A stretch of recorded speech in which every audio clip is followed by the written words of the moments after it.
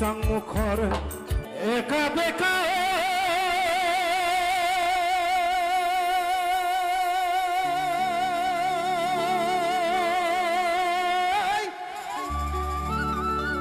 দীঘলীয়া পা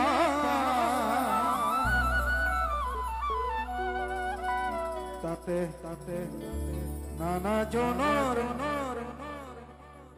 নানা ৰঙৰ ও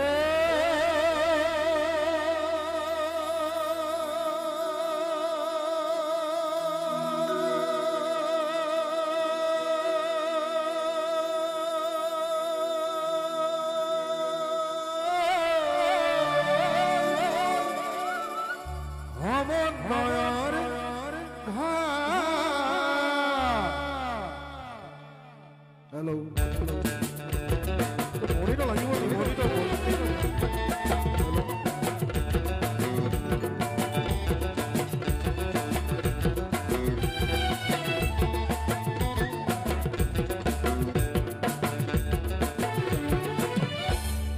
Jurere uposi pora disa mukhor dunika,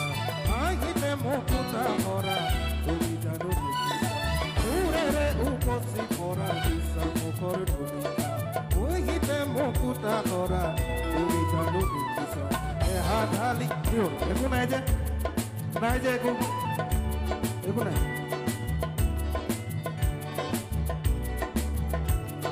Jurere uposi pora disa mukhor dunika, ahite mokuta hora dubita dubita. Hadali gaisilu dure rati gan, Sutar hator sapuriye horisile pran. Moi aji urakisu buku, moi aji urakisu buku. Umar uthor hun sobiti, ase dusoku, ase dusoku, ase dusoku, ase dusoku. নমস্কাৰ শ্ৰদ্ধা ৰাইজ প্ৰথমে শ্ৰদ্ধাৰ সাহিত্যাচাৰ্য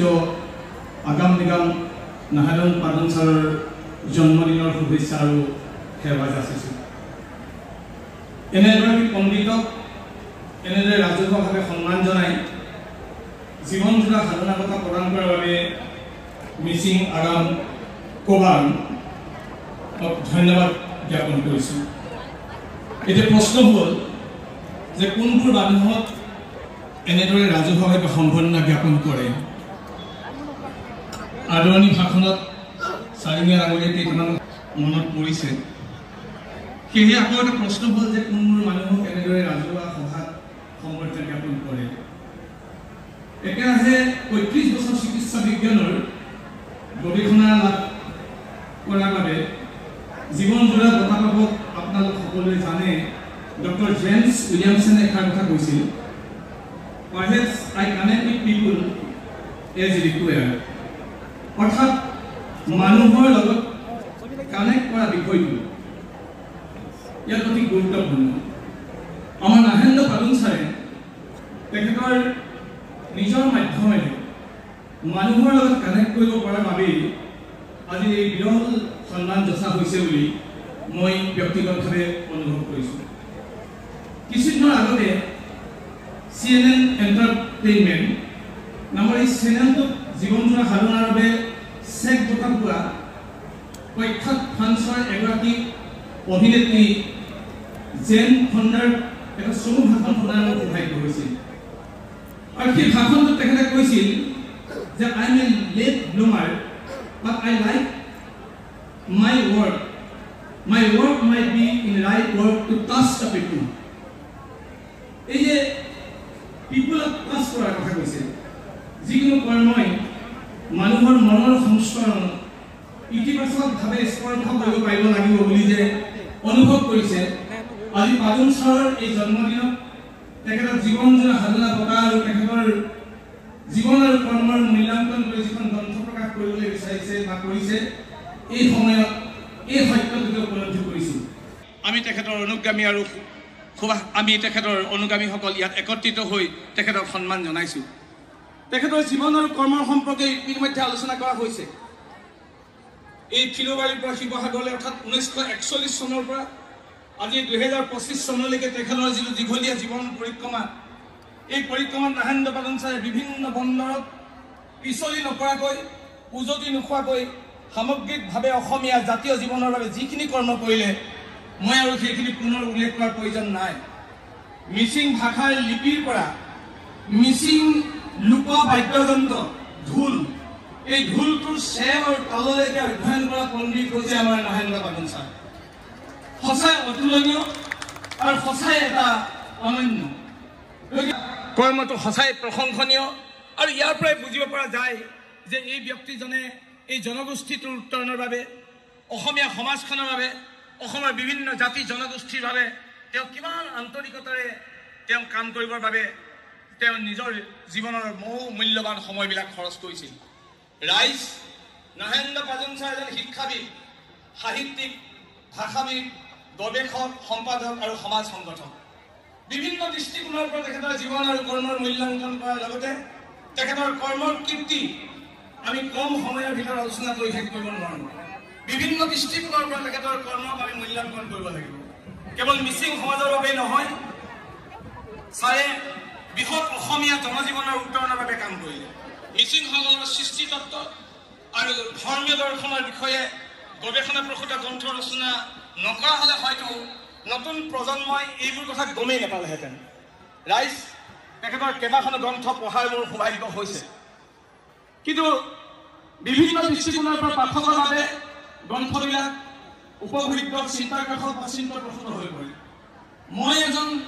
সাধাৰণ সমাজ বিজ্ঞানৰ ছাত্ৰ হিচাপে তেখেতৰ গঠনবাদৰ কথা আৰু অন্যান্য প্ৰসংগ, সাহিত্য তত্ত্ব আৰু সমালোচনা তত্ত্ব, উত্তৰাধিকাৰবাদ আৰু বিনিৰ্মাণ আৰু লগতে ভাষাৰ তত্ত্ব কথা, এই কিতাপকেইখনে মোক বিশেষভাৱে আকৰ্ষণ কৰিছিলে। আৰু মোৰ বৈদ্যায়তনিক পৰিমণ্ডলৰ ভিতৰত নতুন প্ৰজন্মটোক কিবা এটা শিকাবৰ বাবে বা কিবা এটা সৃষ্টি কৰিবৰ বাবে প্ৰত্যক্ষভাৱে ছাৰৰ এই কীৰ্তি কৰ্মই মোক নিতান্তই মোৰ মন মগজুত চটফটনি তুলিবৰ কাৰণে সহায়ক হৈছিল। ৰাইজ ভাষা চৰ্চা তথা এগৰাকী ভাষাবিদ হোৱাটো বৰ কঠিন কাম। ধৈৰ্য, একাগ্ৰতাৰ লগতে মই ব্যক্তিগতভাৱে বিশ্বাস কৰোঁ যে সেইজন ব্যক্তি এটা এনালিটিকেল মাইণ্ড লাগিব, লেংগুৱেষ্টিক তেওঁৰ এৱাৰনেছ লাগিব, তেওঁ এটা ক্ৰিটিকেল থিংকিং তেওঁ কৰিব পাৰিব লাগিব, তেওঁ কমিউনিকেশ্যন স্কিল ভাল হ'ব লাগিব, কালচাৰেল যিটো কম্পিটেঞ্চ এই বিষয়ে তেখেতৰ জ্ঞান বা বোধ থাকিব লাগিব, আৰু ইয়াৰ উপৰি তেখেতৰ এটা কিউৰিঅচিটি অৰ্থাৎ অনিসঞ্জতা থাকিব লাগিব। গতিকে ভাষা অধ্যয়নৰ বাবে এই কিউৰিঅচিটিৰ লগতে ভাষাৰ বিষয়ে সৃষ্টিশীলভাৱে চিন্তা কৰাৰ যিটো দক্ষতা, এই দক্ষতাতেও আমি নাহেন্দ্ৰ পাটন ছাৰ আমি তেখেতৰ ক্ষেত্ৰত আমি দেখা পাইছোঁ। আৰু সেইবাবে তেখেতৰ ক্ৰিয়েটিভ যিটো থিংকিং, সেই থিংকিংটো আমি বিভিন্ন তেখেতৰ লিখনিত আমি স্পষ্টৰূপে আমি দেখা পাইছোঁ। মই যোৱা 3টা দশক ভাষা চৰ্চা কৰা বহু মানুহৰ সান্নিধ্য পাইছোঁ, কিন্তু মোৰ নাহেন্দ্ৰ পাটন সাম্প্ৰতিক সময়ৰ প্ৰেক্ষাপটত অনন্য আৰু অতুলনীয়। কিয়? পাটন ছাৰৰ যিটো লেংগুৱেষ্টিক যিটো এৱাৰনেছ, এই লেংগুৱেষ্টিক এৱাৰনেছটোৱে মোক বিশেষভাৱে আকৰ্ষণ কৰে। তেখেতৰ যিটো ফন'লজিকেল এৱাৰনেছ, তেখেতৰ যিটো গ্ৰামেটিকেল এৱাৰনেছ আৰু যিটো লেজিকেল এৱাৰনেছ বুলি কয়, এই 3টা দিশ তেখেতৰ ক্ষেত্ৰত মই বৰ প্ৰখৰ দেখিছোঁ। আপোনালোকে লক্ষ্য কৰিব, যিসকলে তেখেতৰ আজি এনে এজন পণ্ডিতক জীৱনজোৰা সাধনাৰ প্ৰকাশ প্ৰদানৰ অনুষ্ঠানৰ লগত সংগতি ৰাখি আপোনালোকে দেখিলে তেখেতৰ জীৱন আৰু কৰ্মক মূল্যাংকন কৰি এখন স্মৰণ অৰ্থাৎ অভিনন্দন গ্ৰন্থ প্ৰকাশ কৰিছে। এইখন গ্ৰন্থ সম্পন্ন কৰিছে কালীনাথ পাঙি ডাঙৰীয়াই আৰু প্ৰবীণ কুমাৰ মিৰি আৰু য়ক্ষক দিয়ে সম্পন্নৰ ক্ষেত্ৰত তেখেতক সহায় কৰিছে। মই লক্ষ্য কৰিছোঁ আজি ৰাতিপুৱা মোৰ হাতত গ্ৰন্থখন যেতিয়া পৰিছে, মই লক্ষ্য কৰিছোঁ যে 542 পৃষ্ঠাৰ গ্ৰন্থখনত প্ৰায় 76টা নিবন্ধ ইয়াত সন্নিৱিষ্ট হৈছে। আৰু আনন্দ বৰ্মন আছে, অনিল শইকীয়া, মনোজ মিলি, জ্যোতিৰেখা হাজৰিকা, অৰুণজ্যোতি গোস্বামী, গায়ত্ৰী গোস্বামী, অভিজিৎ পায়ঙৰ পৰা একেবাৰে পুনাৰাম মিলি, শিৱপ্ৰসাদ মিলিলৈকে প্ৰায় 16জন ব্যক্তিয়ে নিবন্ধ লিখিছে। গতিকে ওপৰে ওপৰে যেতিয়া এই নিবন্ধখিনি মই লক্ষ্য কৰিছোঁ, তেতিয়া এটা কথা অনুভৱ কৰিছোঁ, তেখেতৰ জীৱন আৰু কৰ্মৰ সম্পৰ্কে অৱলোকন কৰিবৰ কাৰণে যিসকল ব্যক্তিয়ে এই লেখা বা শব্দবিলাক ব্যৱহাৰ কৰিছে, তেখেতলোকে নিশ্চয় আন্তৰিকতাৰে ছাৰৰ জীৱন আৰু কৰ্ম কৰি থৈ তেওঁ যিখিনি কৰ্ম সেই কথাখিনি শ্ৰদ্ধা কৰিছে ৰাইজ মই এটা কথা বিশ্বাস কৰোঁ যে মই ব্যক্তিগতভাৱে অনুভৱ কৰোঁ যে আজিৰ পৰা 30 বছৰ আগত মহেন্দ্ৰ পাটন ছাৰক মই এখন দোকানৰ সন্মুখত লগ পাইছিলোঁ আৰু সেইদিনাই প্ৰথম তেখেতৰ লগত চিনাকি হৈছিলোঁ আৰু সেইদিনাই প্ৰথম তেওঁৰ লগত মই আভাগাৰ সম্পৰ্কে কথা পাতিছিলোঁ যে 1.5 ঘণ্টাৰ সময়ত থিয় হৈ যেতিয়া আমি আভাগাৰ সম্পৰ্কে কথা পাতিছিলোঁ এই ব্যক্তিজনৰ প্ৰতি মোৰ থকা যিটো পৃথিৱীত যিসকলে সমাজ সংস্কৃতি সভ্যতাৰ উত্তৰণৰ বাবে বিভিন্ন জাতি জনগোষ্ঠীৰ যেতিয়া সংস্কৃতি তেওঁলোকৰ সাহিত্য উত্তৰণ ঘটাবৰ কাৰণে চেষ্টা কৰিছিল তেওঁলোকে কেৱল মাত্ৰ এইবিলাক তথ্য আহৰণতে সীমাবদ্ধ হৈ থকা নাই তাৰ লগত তেওঁলোকে জ্ঞান অন্বেষণ আৰু জ্ঞান নিৰ্মাণ অৰ্থাৎ কালচাৰেল ডাইভাৰ্চিটি এই যে সাংস্কৃতিক পৰিমণ্ডলৰ ভিতৰত এইবিলাক যিবিলাক আমাৰ সম্পদ আছে আমাৰ গীত নৃত্য আমাৰ ভাষা আমাৰ সংস্কৃতিক যিবিলাক উপাদান আছে এই উপাদানবিলাকত অন্তৰ্নিহিত হৈ থকা যিটো জ্ঞান সেই জ্ঞানটোৱে সমগ্ৰ পৃথিৱীখন যিটো গ্লোবেল চিটিজেন নিৰ্মাণ কৰিবৰ কাৰণে অৰ্থাৎ বিশ্ব নাগৰিক গঢ়িবৰ কাৰণে বা সামগ্ৰিকভাৱে বিশ্বৰ যিটো মানৱ সংস্কৃতি উত্তৰণ ঘটাবৰ কাৰণে কেনেধৰণে সহায় কৰিছে তাৰ ওপৰত গুৰুত্ব দিছে সেইকাৰণে আপোনালোকে মন কৰিব যে পাটন ছাৰে ভালকৈ জানে যেতিয়া তেখেতে গঠনতন্ত্ৰৰ সম্পৰ্কে আলোচনা কৰিছে বা বিনিৰ্মাণৰ সম্পৰ্কে যেতিয়া আলোচনা কৰিছে দেখিছে যে হিউমেন যিবিলাক চাইন আছিল অৰ্থাৎ যিবিলাক মানৱীয় সংকেত অৰ্থাৎ বিভিন্ন জাতি জনগোষ্ঠীবিলাকৰ যিবিলাক মানৱীয় সংকেত সেই সংকেতবিলাকে যিবিলাক ইণ্ডেক্স অৰ্থাৎ যিবিলাক চিন্তা যিবিলাক চেতনা মানুহৰ মাজত বিয়পাই দি সেই মানুহবিলাকৰ মাজত এটা সাম্প্ৰতিক এটা খুব ধুনীয়া সম্পৰ্ক নিৰ্মাণ কৰিবৰ কাৰণে চেষ্টা কৰিছিল বা তেওঁলোকৰ সামগ্ৰিকভাৱে সমূহীয়া চেতনা বিকাশৰ কাৰণে যেতিয়া সহায় চিন্তা কৰিছিল তেতিয়া আপোনালোকে মন কৰিব কিন্তু অতি সাম্প্ৰতিক পৰৱৰ্তী সময়ত এছামে কৈছিল যে এই চাইন চিম্বল বা আমি যিবিলাক তথ্য এই তথ্যবিলাক আহ্বান কৰা বা উদ্ভাৱন কৰাৰ ক্ষেত্ৰত আমি সীমাবদ্ধ হৈ থাকিলে নহ'ব আপোনালোকে মন কৰিব যেতিয়ালৈকে আমাৰ জাতি জনগোষ্ঠীবিলাকৰ বা এনেকুৱা ধৰণৰ আমাৰ যিবিলাক জাতি জনগোষ্ঠীৰ সাংস্কৃতিক উপাদান আছে এইবিলাকেই অসম্পূৰ্ণ চিনাকি সেইকাৰণে মই ভাবোঁ কেতিয়াবা মই আগত উল্লেখ কৰিছোঁ যে মিচিংসকলৰ ঐনিতমৰ কোনোবা এটা শাৰী কোনোবা এজন হলিউড বা বলিউডৰ সংগীতজ্ঞই মাজত মাত্ৰ কেইটামান লাইন সোমোৱাই দিলেই তাক বিশ্বব্যাপক মিচিং সংস্কৃতি বা মিচিঙৰ ঐনিতমক প্ৰতিষ্ঠা কৰাটো নুবুজাব আপোনালোকে মন কৰিব যেতিয়ালৈকে সেই ঐনিতমত থকা শব্দ আৰু অৰ্থ আৰু অৰ্থৰ আগত থকা অৰ্থ পৰ্যালোচনা নকৰি আমি যদি তাক বিচাৰ বিশ্লেষণ নকৰি সমগ্ৰভাৱে গোটেই বিশ্বৰ মানৱ সমাজক কেনেকৈ একত্ৰিত আৰু কেনেকৈ উত্তৰণ ঘটাব পাৰি অৰ্থনৈতিকভাৱে সামাজিকভাৱে ৰাজনৈতিকভাৱে তেতিয়ালৈকে আমি কিন্তু এই কথাবিলাকৰ পৰা আমি কিছু বহুত কিঞ্চিত পিছ পৰি থাকিম গতিকে মই বিনম্ৰভাৱে অনুৰোধ কৰিছোঁ আহক আপোনালোকে চব 17.51% মুঠ আমাৰ যিটো জনজাতি সেইসকলৰ ভিতৰত দ্বিতীয় সৰ্ববৃহৎ এই জনগোষ্ঠী মিচিং জনগোষ্ঠী হ'ব এই আপোনালোকে দেখাৰ লগে লগে দেখিছে যে ৰং বিৰং এই ৰং বিৰংবিলাক কেৱল মাত্ৰ এটা ৰং বিৰং নহয় এই ৰং বিৰঙৰ আঁৰত থকা যিটো চেতনা মানুহবিলাকৰ যিবিলাক চিন্তা যিবিলাক ভাৱনা এই চিন্তা চেতনাৰ লগত অন্তৰ্নিহিত আৰু সম্পৃক্ত হৈ থকা জ্ঞানৰ আঁৰত থকা জ্ঞান যদি আমি উলিয়াই যদি বিশ্বৰ লগত ক'ব পাৰোঁ যে চব আমাৰ লোকবাদ্যত এইখিনি জ্ঞান আছে আমাৰ চিন্তা চৰ্চাত এইখিনি জ্ঞান আছে আমাৰ কথা বতৰাত এইখিনি আছে আমাৰ সাজ পাৰত এইখিনি আছে তেতিয়াহ'লে প্ৰকৃততে এই জাতিটোৱে বিশ্বক ক'ব পাৰিব লাগিব যে আমি বৰ চহকী জনগোষ্ঠী আৰু আমাৰ জনগোষ্ঠীৰ জৰিয়তেহে আপোনালোকে যিখন ভাৰতীয় সংস্কৃতি বা অসমীয়া সংস্কৃতি আপোনালোকে নিৰ্মাণ কৰিব বিচাৰিছে এই সংস্কৃতি হৈ পাৰিব গতিকে ৰাইজ মই বিনম্ৰভাৱে নতুন প্ৰজন্মৰ যিসকল মিচিং জনগোষ্ঠীয় মোৰ ভাই ভনী আছে ডেকা গাভৰু আছে মই তেওঁলোকক অনুৰোধ কৰিছোঁ চাইনিয়া দেৱে কৈ যোৱাৰ দৰে আপোনালোকে চৰ্চা কৰক এই চৰ্চা কৰিবলৈ হ'লে আপোনালোকে মাটিৰ পৰা কৰিব লাগিব আকাশ স্পৰ্শ কৰিব লাগিব কিন্তু আপোনালোকে ভৰি থাকিব লাগিব মাটি আমি আধুনিক হ'বই লাগিব আমি আধুনিকতাৰ বা উত্তৰাধুনিকতাৰ দৃষ্টিৰে আমি আগবাঢ়িব লাগিব কিন্তু আমাৰ যিবিলাক চেতনা আছে আমাৰ যিবিলাক উপাদান আছে আমাৰ যিবিলাক কাৰুকাৰ্য আছে আমাৰ যিবিলাক বিশ্বাস আছে আমাৰ যিবিলাক প্ৰথা আছে এইবিলাকৰ যদি আমি আমাৰ অঞ্চলত আমি যদি চৰ্চা নকৰোঁ কেৱল মাত্ৰ আমি এই গিমিক্সৰ পৃথিৱীত কেৱল মাত্ৰ ইনষ্টলেশ্যনৰ পৃথিৱীখনত আমি এটা ভোগৰ পৃথিৱীখনত ৰং বিৰঙৰ ৰঙত যদি আমি বিশ্বাস কৰোঁ তেতিয়াহ'লে কেতিয়াও এটা জাতীয় জনগোষ্ঠীয়ে কেতিয়াও আগবাঢ়ি যাব নোৱাৰে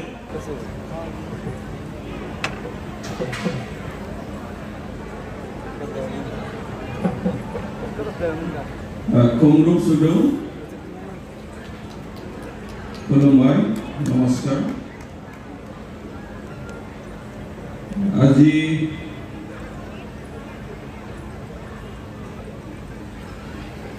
Missing Agam Kebam Missing Hyderabad Udyagat এজন বিশিষ্ট ব্যক্তি পণ্ডিত ভাষাবিদ সাহিত্যিক ডক্টৰ নাহেন্দ্ৰ পাডুং ছাৰৰ 85তম জন্মদিবস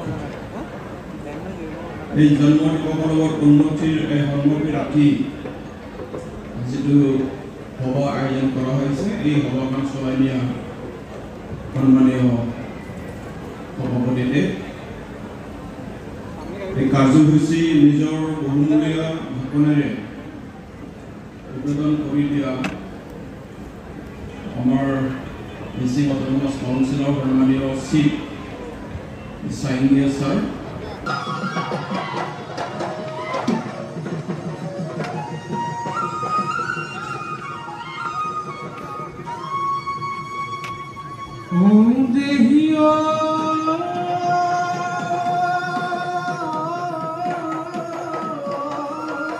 মাননীয় কালীনাথ পাগে তেখেতক আদৰণি জনাবৰ কাৰণে সম্বৰ্ধনা প্ৰদান অকণমান ষ্টেজটো আঁতৰি দিলে ভাল হ'ব আমাৰ কেমেৰামেন সুবিধা হ'ব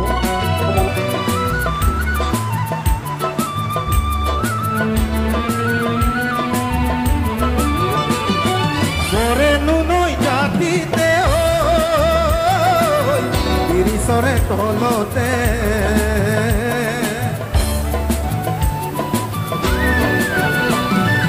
ওৰে নুনই জাতিতে তিৰিশৰে তলতে বহি কথা পাতোতে বহুজনৰ লগতে বহি কথা পাতোতে বহুজনৰ লগতে মৰম জানিলে মিচিঙৰে সুৰহতে কিবা সুৰেতি ভাহি আহিল কলয়া কথা হলে সংগীত হৈ তমৰ মিঠা মিঠা যাদু লগা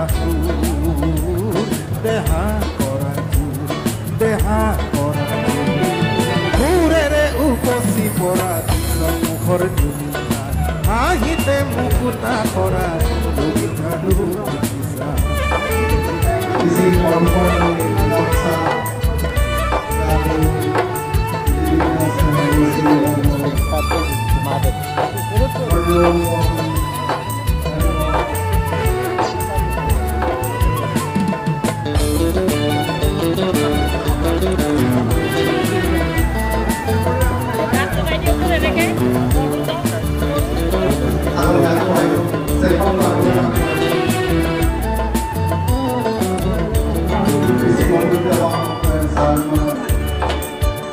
Sang mukhar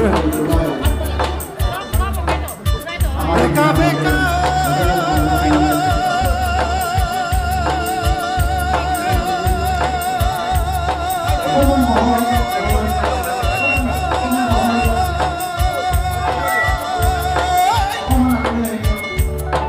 digholia pa tate নানা জনরে নানা রঙর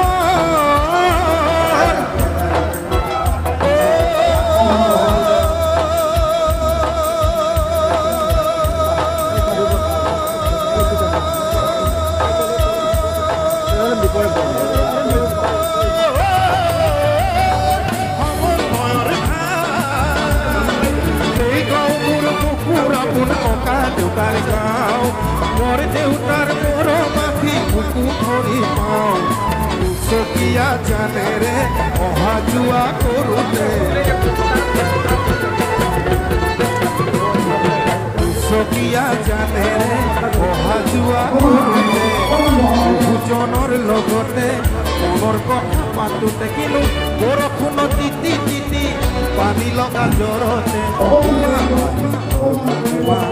আছে যে মনত ৰাখিছো মনত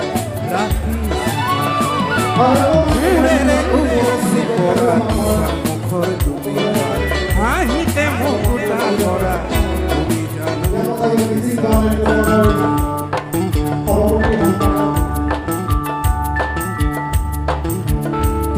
ঘৰে ভকেলটো অকণমান দি দিওঁচোন একা বেকা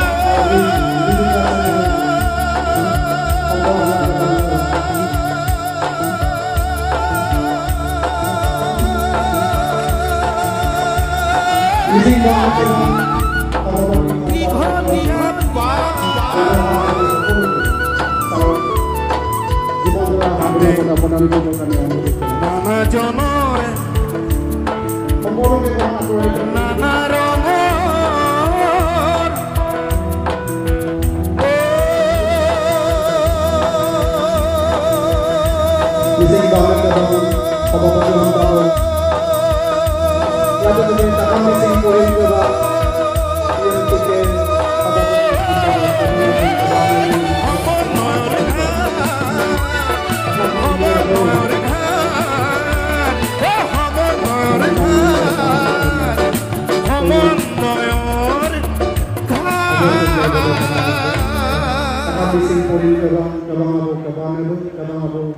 Tilok dole kebana dun sambo dipanggil bergabung dirinya sama toy nama gaya-gaya itu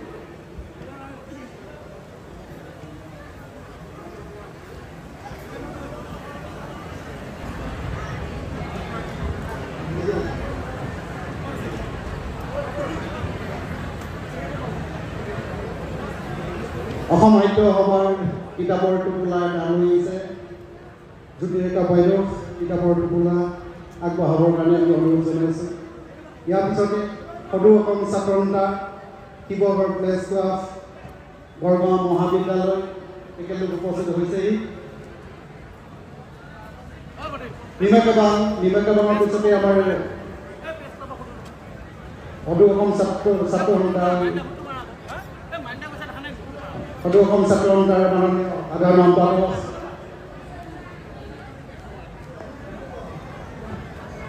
Assam সাহিত্য সভাৰ পৰা আমাক প্ৰদান কৰিছে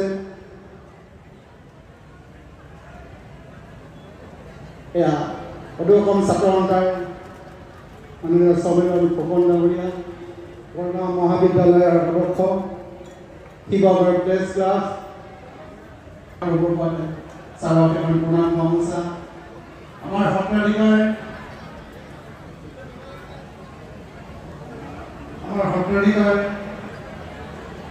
লক্ষীকান্ত মহন্ত ডাঙৰীয়াই ছাৰক এখন চেলেঞ্জ চাবলৈ আমাৰ প্ৰণাম গামোচা সম্ভাৱনা জনাইছে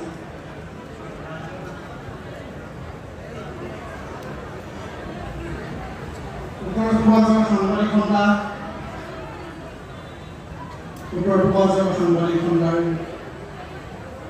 ছাৰক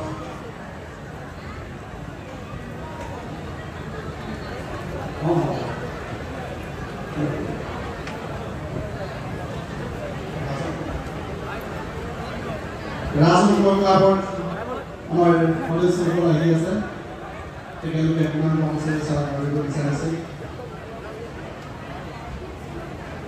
দিছামুখ আশা কবি অৰ্বিলৰ ছাৰলৈ শিৱসাগৰ জিলা সাহিত্য সভাৰ সম্পাদক ধীৰেন মিলি মিলিচুৰ লোককলাৰ ৰূপাগন ছাৰক মই মানে মাতবন্ধু বন্ধু ধীৰেন মিলি সকলোৱে দুটাকৈ মিলিচুৰ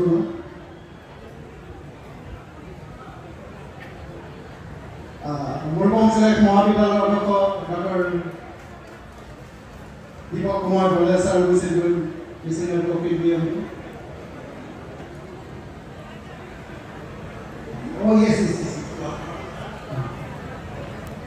পুনৰ বছৰে সাহিত্য সভাৰ শিৱসাগৰ আশাৰ সভাপতি কমলচৰ সাহিত্য সভাৰ সভাপতি তেখেতলোকে ছাৰক সম্বৰ্ধনা জনাবলৈ আমি আগবাঢ়ি আহিব জনাইছোঁ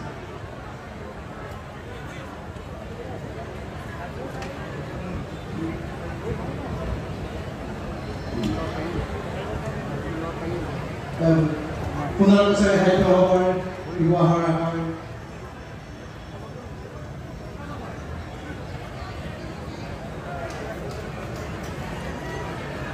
অসম জনজাতি মহাসভাৰ মুখ্য সম্পাদক সাংস্কৃতিক মহাসভাৰ মুখ্য সম্পাদক সুৰেশ কুমাৰ পাটিল ডাঙৰীয়া উপস্থিত হৈছে তেখেতলোকে এখন গামোচা দিব বিচাৰিছে তাৰ বাবে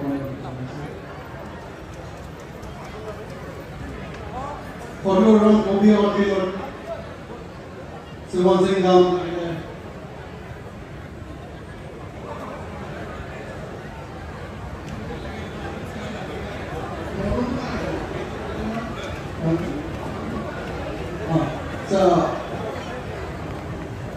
Dhiren mili sikon kon sar ka photoi kon loise ekta sar barle lisa hormon koribole bicharise ya dhiren mili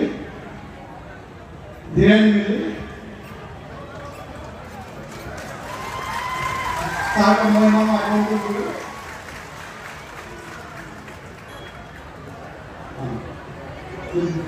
dhiren mili audio ma sikro ekoi sar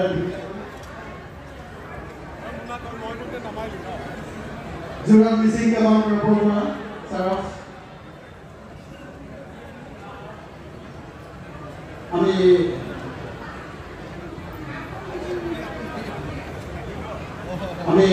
সংবৰ্ধনা অনুষ্ঠান ইমানতে সামৰিব বিচাৰিম বহুতো সংবৰ্ধনা আছে আমাৰ সময়ৰ প্ৰতি পৰা দীঘলীয়া কৰিব বিচৰা নাই তাকো মিচিং গাবা ইভা গাবা তেখেতে শিৱসাগৰৰ তেখেতে বাইদেউ চাৰফ পুনাম বাবু চাৰিলে মানে সম্বৰ্ধনা জনাব বিচাৰিছে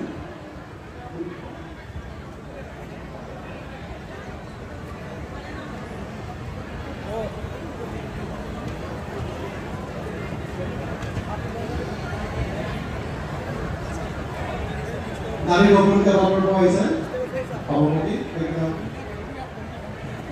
আমি ইমানতে সম্বৰ্ধনা অনুষ্ঠান স্থগিত ৰাখিব বিচাৰিছোঁ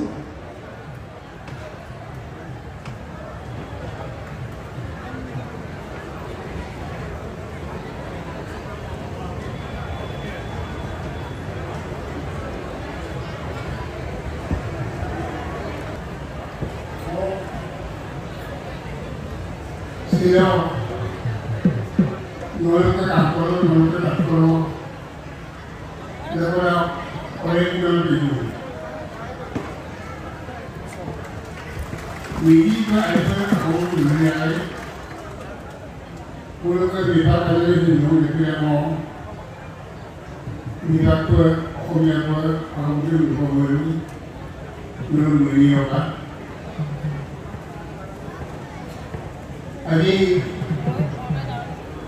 Nahaino Palor পরে দিনৰ উপলক্ষে মিটিং আগমনৰ তৰফৰ পৰা আৰু আগমনৰ সৌজন্যত বিভিন্ন সংগঠন দল অনুষ্ঠান আৰু ভক্তি ইত্যাদি ধৰ্মাদি মোক সম্বৰ্ধনা জনাবলৈ আৰু এটা সন্মান দেখিবৰ কাৰণে এটা বিয়াৰ আহিবলৈ কৈছে মই ইয়াত প্ৰত্যুত্তৰৰূপে ব্যক্ত কৰিবলৈ মোৰ ভাষা নাইকিয়া হৈছে Mubarak Aroma Emma, when the heart is full, words are few. Go Malapur Kabo, look at the Indian Kala, Indian Kala, Dural Kamaka, Michigan. Moi Havi happened to you. Moon is making up সম্মান জনাবৰ কাৰণে এদিকেও আয়োজন কৰিছে তথাপি আজি দুআষাৰ ক'বলৈ পোৱাৰ কাৰণে মই আগবাঢ়িছোঁ আজি অনুষ্ঠানৰ সভাপতি আগম গাঁৱৰ সভাপতি শ্ৰীযুত হৰিনাৰায়ণ দেৱ মানিকা গাঁৱৰ সভাপতি শ্ৰীযুত পৰমানন্দ চাৰিনে ডাঙৰীয়া অসমৰ মুখ্যমন্ত্ৰীৰ লগত সুস্বৰূপে থকা শিক্ষামন্ত্ৰী ডাক্তৰ ৰমেশ পাই ডাঙৰীয়া তাৰ লগতে মিটিং পৰিলেখাবান মিটিং বিভাগবান মিটিং বিভাগবান আৰু বিভিন্ন মিটিং সংগঠন অসম সাহিত্য সভা বড়ো সাহিত্য সভা বিভিন্ন দল সংগঠন শিৱসাগৰ অঞ্চলৰ বিশ্ববিদ্যালয় আৰু মহাবিদ্যালয়ৰ অধ্যক্ষসকল যিসকলে আমাৰ মঞ্চত উপবিষ্ট হৈছে তেখেতসকলৰ প্ৰত্যেকৰে নাম মই এতিয়া উচ্চাৰণ নকৰোঁ কিন্তু সকলোলৈকে মোৰ শ্ৰদ্ধাৰ ভক্তি প্ৰণিবাদ জনাই মোৰ দুআষাৰ বক্তব্য আগবঢ়াবলৈ যত্ন কৰিছোঁ। আজি এটা ঐতিহাসিক দিন যিটো দিন বিশ্বৰ কাৰণে এটা ডাঙৰ বিখ্যাত বুলি ক'ব পাৰি। 9 মাহকৈ মহাকাশত থাকি নভোজৰ সুনিতা উইলিয়ামছ আজি পৃথিৱীত নামি আহিছে। এইটো মোৰ জীৱনৰ কাৰণে এটা ঐতিহাসিক ঘটনা যিটো ঘটনা এই নভোজৰ লগত মিল আছে। মই আজি আপোনালোকৰ যত্নত নতুনকৈ জন্মগ্ৰহণ কৰিছোঁ, নতুন জীৱন মই আজি আৰম্ভ কৰিছোঁ আৰু মোৰ জীৱনৰ প্ৰতিটো অংগ যেতিয়ালৈকে সজীৱ হৈ থাকে তেতিয়ালৈকে মই এই সমাজৰ কাৰণে আপোনালোকৰ কাৰণে মই সেৱাত ব্ৰতী হ'বৰ কাৰণে যত্ন কৰিছোঁ। মোৰ বক্তব্য বেছি নাই। মই তেনে গাঁৱলীয়া সমাজৰ পৰা আহিছোঁ। মই যি সময়ত জন্মগ্ৰহণ কৰিছিলোঁ সেই সময়ত মোৰ গাঁওখনত স্কুল নাছিলে।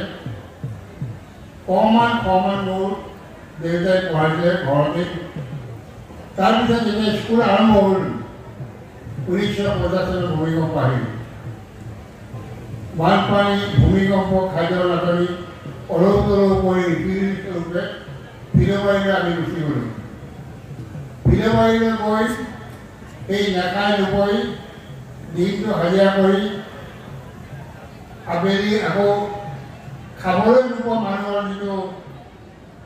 তাকিদা, আমাৰ মিচিঙত চাৰু পদুম বুলি কয়, চাৰু নামৰ বনৰীয়া আলু আছে, তাকে খাই বহুদিন আমি জীয়াই আছিলোঁ। তেনেকৈ কষ্ট কৰি ক্লাছ 9লৈকে 10লৈকে হাজিৰা কৰি আমি পঢ়িছিলোঁ। পঢ়ি এটা বৃহত্তৰ অসমীয়া সমাজৰ লগত যেতিয়া মিলিত হ'লোঁ তেতিয়া আমাৰ ডাঙৰ এটা প্ৰেচাৰ হৈছে কি আমি অসমীয়া নাজানিছিলোঁ, নকৈছিলোঁ। সেইকাৰণে দ্বিতীয় শ্ৰেণীত থাকোঁতে মোৰ সহপাঠী কাষত পঢ়া বন্ধুজনৰ লগত মিচিঙৰ 2 এষাৰ কথা পাতোঁতে শিক্ষকে এনেকৈ ক'ব লাগে পৃথিৱীৰ ৰাতি গ'ল। আৰু দুৰ্ভাগ্যক্ৰমে এইটো কথা গম পাই এই শিক্ষকজনক বদলি কৰা হ'ল। কিন্তু আমি পঢ়াত ইমান লিখাত বেয়া নাছিলোঁ। কওঁতে আমাৰ অশুদ্ধ ৰূপটো আহে। আমি কিবা এটা লিখিলেও শিক্ষকে ভাবে যে এইজন ল'ৰাই নকল কৰিছে, তাৰ মানে ক'ব বেলেগে, উচ্চাৰণ কৰিব বেলেগে, বিশেষকৈ মহাভাৰত ক'ব নোৱাৰোঁ। আৰু সেইকাৰণে শিক্ষকসকলে সন্দেহ কৰে এওঁলোকে লিখিব পাৰিলেও সেইটো নকল কৰি কৈছোঁ। তেনেকৈ মই ক্লাছ 10লৈকে ভুগিলোঁ। আমি গল্প কৰিবলৈ লিখে কেতিয়াও আমাৰ শিক্ষকে গ্ৰহণ নকৰিছিলোঁ। তেনেকুৱা এটা পৰিৱেশত থাকি মই তেতিয়াই সৰুতে ভাবিছিলোঁ মোৰ যিটো মাতৃভাষা মিচিং, এই ভাষাটো কিয় ভাষা বুলি নকয়, মানুহে কিয় স্বীকৃতি নিদিয়ে। আৰু সেই ভাষাটো স্বীকৃতি দিবৰ কাৰণে কিবা যত্ন কৰিব লাগে নেকি? আৰু সেইটো কৰিবলৈ যাওঁতে মোৰ দ্বিতীয় যিটো ভাষা ভাতৃভাষা অসমীয়া ভাষা, গতিকে অসমীয়া ভাষাত বৰ অৰ্জন কৰিবলৈ ল'লোঁ। অসমীয়া ভাষাৰ যোগেদি মোৰ মাতৃভাষাৰ যিটো চৰ্চা, এই চৰ্চাটো মোৰ তেতিয়াৰ পৰা আৰম্ভ। আৰু গৈ অৱশেষত MA পঢ়িবৰ সময়ত গৱেষণা কৰিবৰ সময়ত দেখিলোঁ যে মিচিং ভাষাক সম্পূৰ্ণৰূপে শুদ্ধকৈ উচ্চাৰণ কৰিব পৰাকৈ এটা লিপিত ব্যৱহাৰ কৰা দৰকাৰ, নহ'লে আমাৰ মিচিং ভাষাটো বিহিত হ'ব। তেতিয়া আমাৰ পণ্ডিতসকলে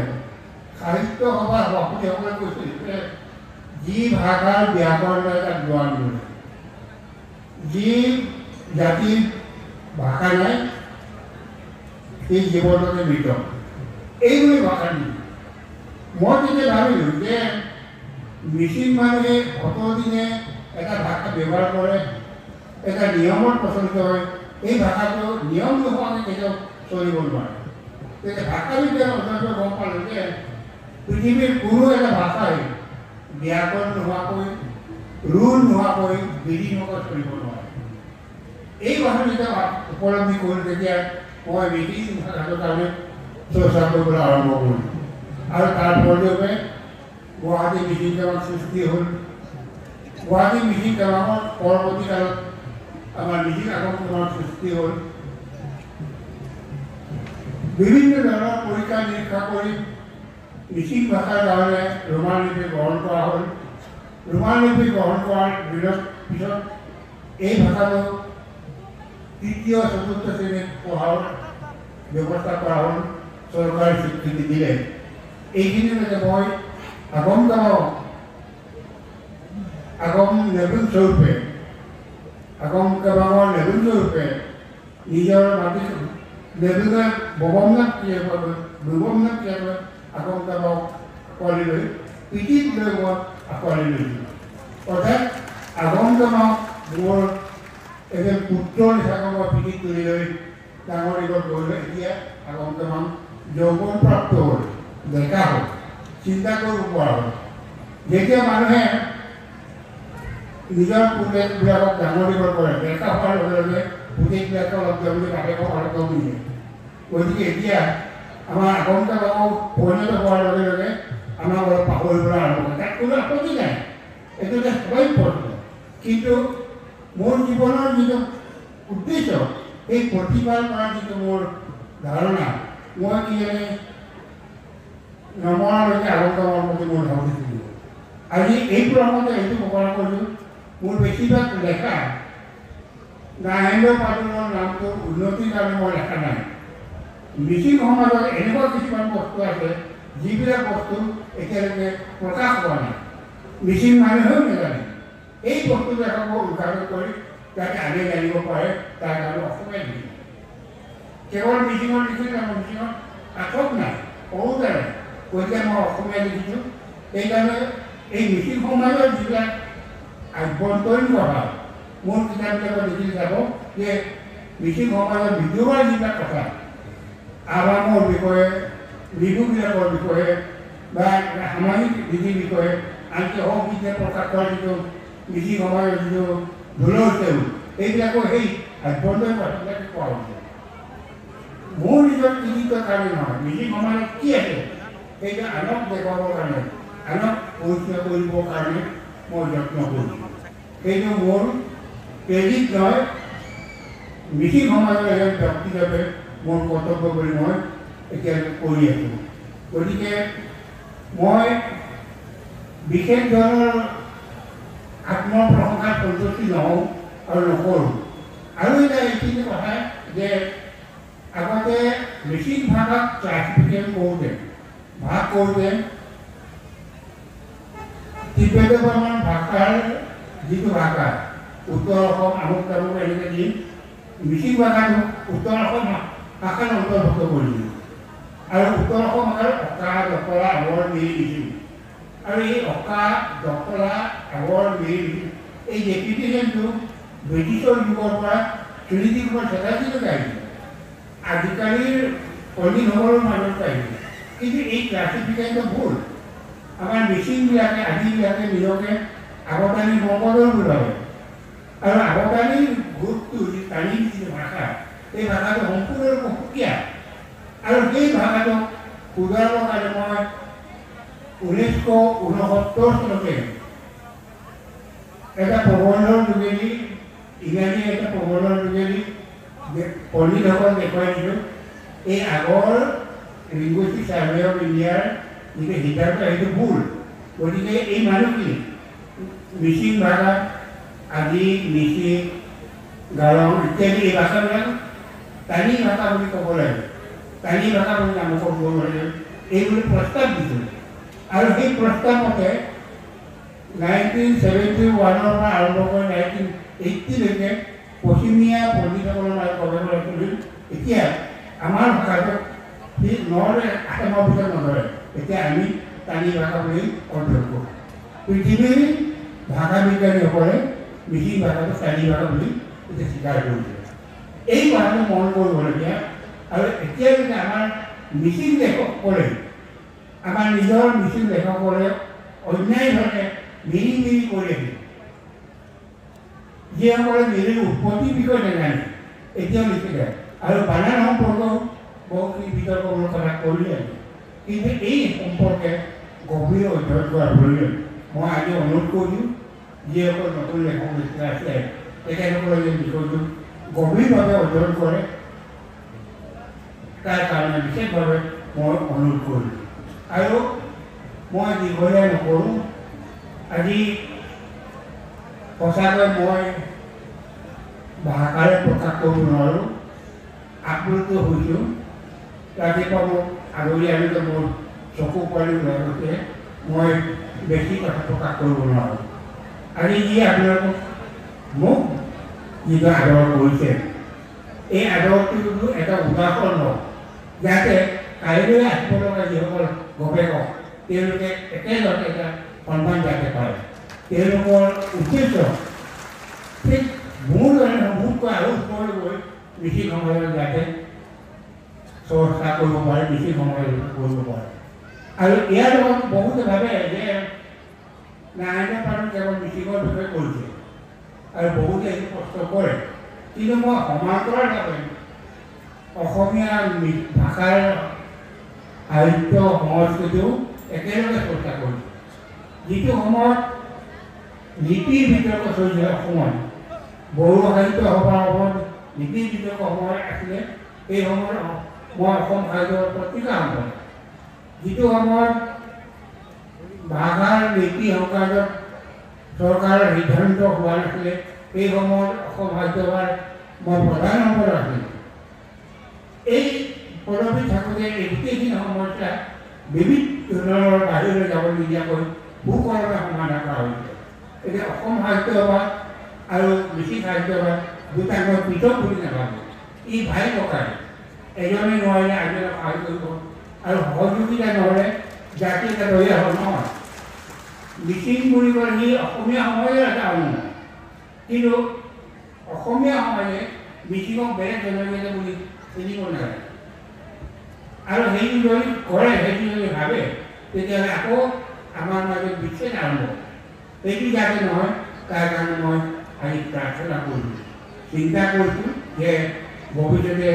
আমাৰ নৱপ্ৰজন্মৰ মাজত এক নতুন ভাৱৰ উদয় হ'ব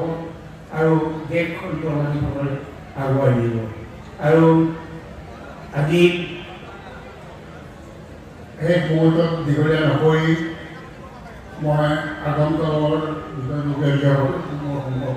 উপস্থিত আছে তেওঁলোকলৈ অশেষ ধন্যবাদ জনাইছোঁ আগন্তকৰ লগত সহযোগিতা আগবঢ়োৱা TMBK NMK নিমে দেৱান বিভাগ দেৱান তাৰ লগত আমাৰ অসম সাহিত্য সভাৰ সহযোগী অনুষ্ঠান বিভাগৰ জিলা সাহিত্য সভা আমাৰ নাৰায়ণ পাত্ৰ ন্যায়ৰ সদস্যসকল আৰু অন্যান্য যিসকল অনুষ্ঠানে সহযোগ কৰিছে সকলোকে মোৰ আন্তৰিক কৃতজ্ঞতা অশেষ ধন্যবাদ জ্ঞাপন কৰিছোঁ এইখিনি কথা কৈ মই মোৰ বক্তব্য সামৰণি কৰিছোঁ ধন্যবাদ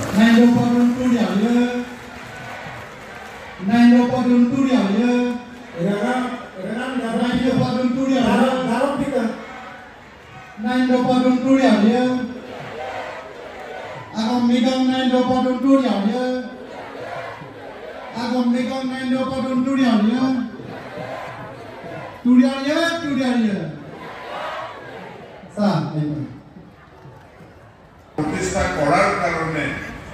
মিচিং ৰাইজে চিৰদিনৰ কাৰণে দুটা নাম অন্তত কেতিয়াও পাহৰিব নোৱাৰিব মনত ৰাখিব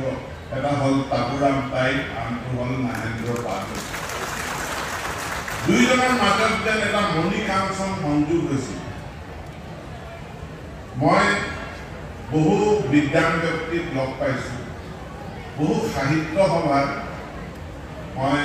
বিশিষ্ট ব্যক্তিকে লগ পাইছোঁ কিন্তু মিচিং সমাজৰ ভাগ্যত কি লিখা আছিল কপালত কি লিখা আছিল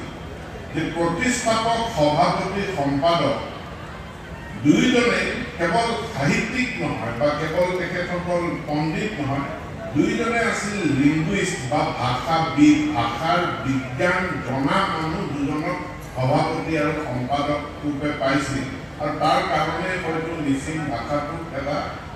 বিজ্ঞানসন্মত ভাষা হিচাপে গঢ় দিয়াত এটা বিশেষ সুযোগ মিচিং ৰাইজে লাভ কৰিলে। আমি সদায় সকলো সময়ত আমাৰ কাৰণে নাহেন্দ্ৰ পাদুল ডাঙৰীয়া, তাপুৰাম তাইক ডাঙৰীয়া চিৰ নমস্য হৈ থাকে। বৰ্তমান বিশ্বত সকলো প্ৰান্তত মাতৃভাষাৰ প্ৰতি সজাগতা বৃদ্ধি পাইছে আৰু জনগোষ্ঠীয় ভাষাসমূহক তাৰ বিকাশ ঘটোৱাৰ এটা আন্দোলন গোটেই পৃথিৱীজুৰি হৈছে। কেৱল আমাৰ অসমত হৈছে, ভাৰতত হৈছে, সেইকাৰণে সেইটোৱেই নহয়। আৰু তাৰ কাৰণে আন্তৰ্জাতিক মাতৃভাষা দিৱসো আজিকালি আমি পালন কৰোঁ। অসম এখন এনেকুৱা বিচিত্ৰ ৰাজ্য, যিখন বহুভাষিক ৰাজ্য, কিন্তু বহুভাষিক ৰাজ্য হোৱাৰ পাছতো আমি জটিলতাবিহীনভাৱে আমি চলি আছোঁ। অসমেই একমাত্ৰ ৰাজ্য, যিখন ৰাজ্যত এটা নহয়, দুটা নহয়, 7টা এই চিডিউলত অন্তৰ্ভুক্ত হোৱা ভাষা আছে। অসমীয়া, বেংগলী, হিন্দী, মণিপুৰী, নেপালী, চাওতালী আৰু বড়ো, 7টা ভাষা এই চিডিউলত অন্তৰ্ভুক্ত। আমাৰ শিক্ষা ব্যৱস্থা 9টা ভাষাৰ মাধ্যম হয়। এইবাৰ পৰীক্ষাত সমাজ অধ্যয়নৰ প্ৰশ্নপত্ৰখন 65 পৃষ্ঠাৰ বুলি পেলাই বিতৰ্ক এটাই হ'ল সৃষ্টি। 65 পৃষ্ঠাৰ কেনেকৈ নহ'ব? সেই গ্ৰন্থৰ উন্মোচনী প্ৰকাশ কৰিলে যিখিনি কথা কৈ গ'ল, তাৰে আগধৰি মই মাত্ৰ কেইটামান কথা ক'ম। মোৰ পৰিচয় হয়তো আপোনালোকে আনধৰণে নাজানে, পাদুম ছাৰে জানে বা ইয়াত থকা তেখেতেও জানে। মই মিচিং ভাষাৰ মোৰ গৱেষণাৰ বিষয় হিচাপে অসমৰ জনগোষ্ঠীয় ভাষাৰ অধ্যয়নৰ ইতিহাস, মই অসমীয়া ছোৱালী হিচাপে, অসমৰ ছোৱালী হিচাপে মই প্ৰথম দৃষ্টি দিছিলোঁ অসমৰ জনগোষ্ঠীয় ভাষা-ভাষী লোকসকলৰ ওপৰত। আৰু যিটো আক্ষেপ আজি পাদুমদেৱে কৈ গ'ল, সেই আক্ষেপটো ময়ো আছোঁ যে ময়ো এটা বিশিষ্ট জনগোষ্ঠীৰ ছোৱালী। আৰু সেইফালৰ পৰা মই যেতিয়া মিচিং, বড়ো, দেউৰী, কাৰ্বি আৰু তিৱা ভাষাৰ অধ্যয়ন কৰিবলৈ গৈছিলোঁ, তেতিয়া মই দেখা পালোঁ যে যিটো দুৱান কৈছে, দুৱান বোলা শব্দটোৱেই নাই আচলতে। কথিত ভাষা, স্পকেন লেংগুৱেজ হয়, কথিত ভাষাৰ ৰূপে সকলো ভাষাই আছিল, জনগোষ্ঠীয় ভাষাবিলাকো আছিল। কিন্তু লিখিত কেতিয়া হ'ল? ব্ৰিটিছ প্ৰশাসক আৰু খ্ৰীষ্টান মিছনেৰীসকলৰ উদ্যোগতে পোনপ্ৰথম জনগোষ্ঠীয় ভাষাবিলাক পোহৰলৈ আহিছে। আৰু মিচিং ভাষাৰ ক্ষেত্ৰত যদি আমি ক'ব লগা হয়, যে মিচিং ভাষাৰ ক্ষেত্ৰত আমি আটাইয়ে জানো যে ইতিমধ্যে উল্লেখো হৈছে যে তাপুৰাম তাইক আমাৰ সন্মুখত আজি অভিনন্দন প্ৰাপ্ত পাদুম ছাৰ। কিন্তু তাৰ পূৰ্বতে আমি এটা নাম আনিব লাগিব, সেইটো নাম হ'ল J Herbert Lorrain, a dictionary of the Abor Miri language. 1910 চনতেই মিচিং ভাষাৰ শব্দসমূহ গোটাই এটা ঐতিহাসিক কাম কৰিছিল। আৰু এতিয়া ছাৰে বৰ সুন্দৰকৈ এটা কথা স্পষ্ট কৰিলে, তাগী ভাষা, যিটো মোৰ প্ৰিয় ছাত্ৰ দীপক কুমাৰ দলে এই বিষয়ে অহৰহ লাগি আছে, ঠিক পাদুম ছাৰৰ দৰে, অৰ্থাৎ তানী গোষ্ঠী। মই যোৱা মাহত গৈছিলোঁ অৰুণাচলৰ নিচি ভাষাৰ ওচৰলৈ। নিচি ভাষাভাষী লোকসকলক লগ পাওঁতে তেওঁলোকৰ আক্ষেপ যে অসমীয়া ভাষা শিকিবলৈ আমাৰ এতিয়া কোনো